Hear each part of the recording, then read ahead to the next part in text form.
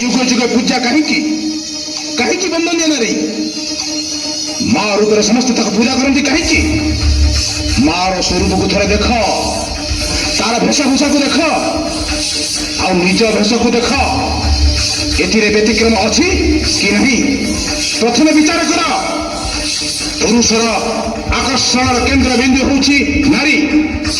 ତୁମେ ଯଦି ଏଭଳି ଅର୍ଦ୍ଧଲଗ୍ନ ପୋଷାକ ପିନ୍ଧି ସର୍ବ ସମ୍ମୁଖରେ ଚାଲିବ, ଏଭଳି ପରିସ୍ଥିତି ଉପୁଜିବା ସ୍ୱାଭାବିକ।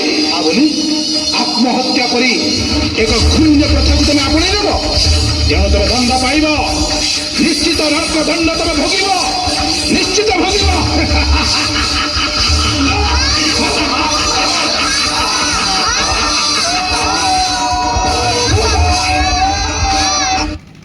ମତେ କାହିଁକି ଦଣ୍ଡ ଦିଆଯାଉଛି?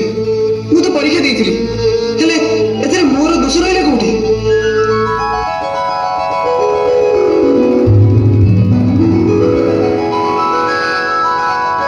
ଏଇଥିପାଇଁ ତୋ ପାଠ ପଢାରେ ପୁରା ପୁରା ଟଙ୍କା ଖର୍ଚ୍ଚ କରୁଥିଲି। ଲାଜ ଲାଗୁନି ତୋତେ? ତତେ ମୋ ଭାଇ ବୋଲି ପରିଚୟ ଦେବାକୁ ମତେ ଲାଜ ଲାଗୁଛି। ତୁମ ଉପରେ ଆମର ଭରସା ଥିଲା, ତମେ ଆମର ସବୁ ଆଶା ଭରସାକୁ ମାଟିରେ ମିଶେଇ ଦେଲ।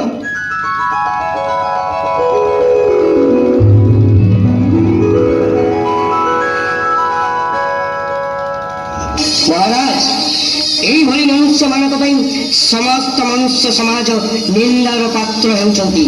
ଏମାନେ ଭୁଲି ଯାଉଛନ୍ତି ସେମାନେ ସିନା ନିଜ ଇଚ୍ଛାରେ ନିଜ ଜୀବନକୁ ନେଇଗଲେ, ହେଲେ ପରବର୍ତ୍ତୀ ସମୟରେ ସେମାନଙ୍କ ପରିବାର ଅବସ୍ଥା କଣ ହେଇଥିବ?